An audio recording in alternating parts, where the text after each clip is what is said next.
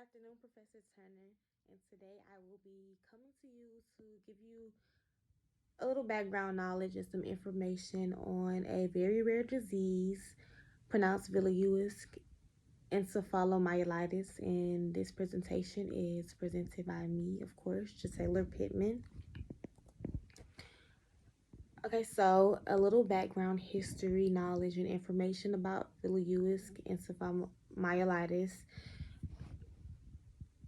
It was found by Richard Mack, which is a Russian geographer and ethnologist, who was the first to become aware of an unusual weakening, paralyzing disease in a small rural population of about 4,500 Yakuts living on the left bank of the middle reaches of the Viliui River.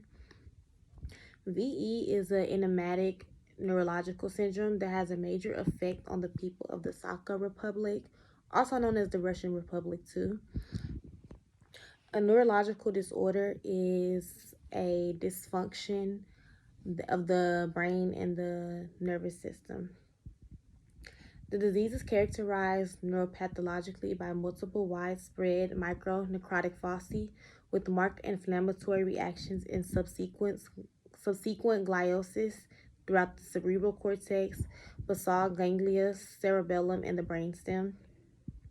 This disease was detected about 90 years ago in a small Sakha population of the mid-Viliui region.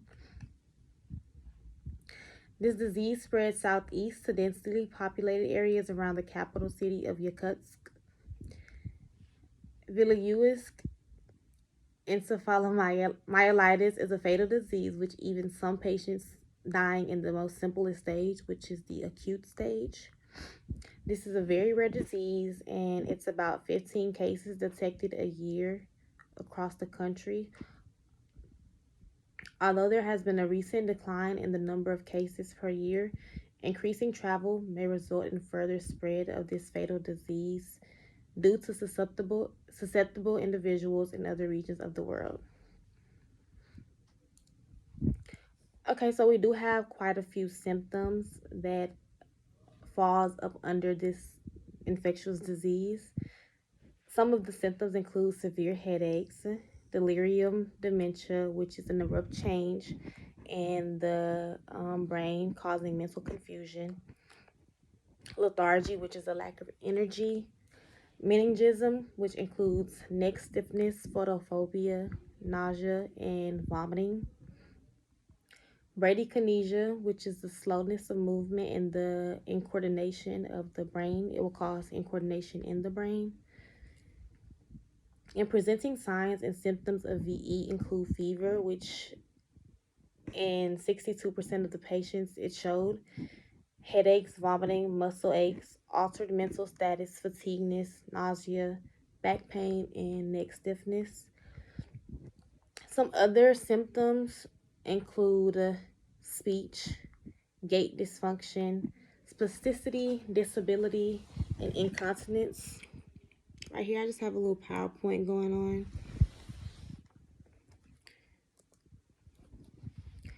Okay, so as far as the pathophysiology, the acute febrile with cerebral spinal fluid, pleocytosis, increased protein, and neuropathology showing inflammatory reactions suggest that VE is in fact an infectious disease. But with it being a rare disease, the causative agent has not yet been identified. The VE disease has three main phases, which include the acute phase, the progressive phase, and the chronic phase.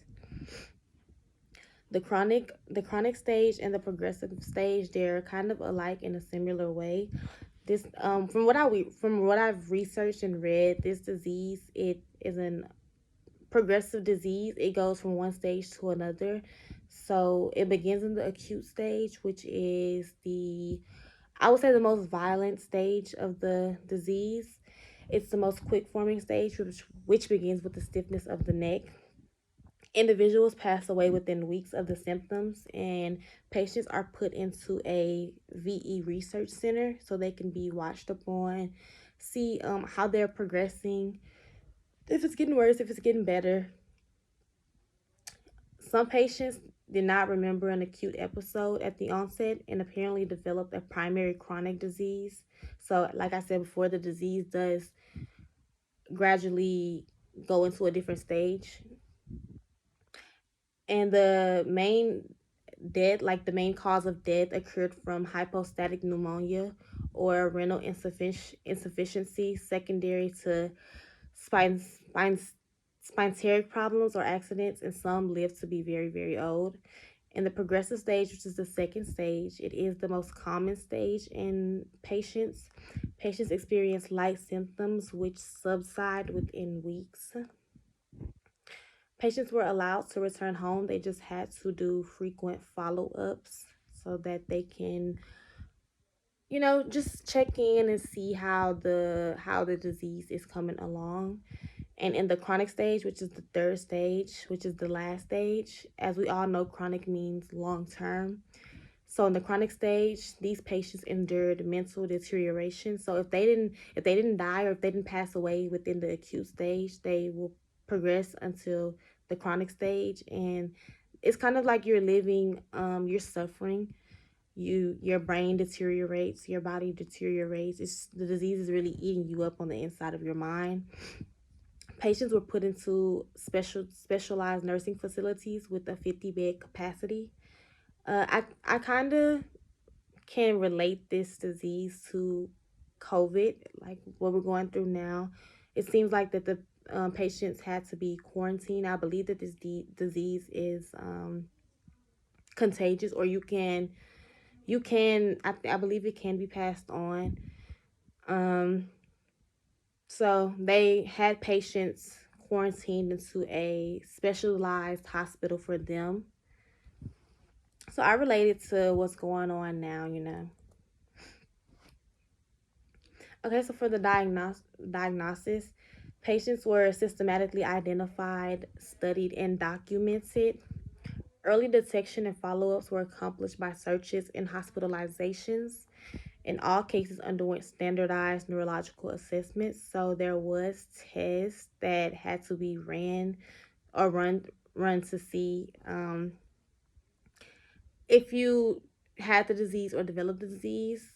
But the tests weren't really, I wouldn't say they were accurate, seeing as though back then nurses and doctors didn't really have the equipment that they have now to diagnose you with a certain disease.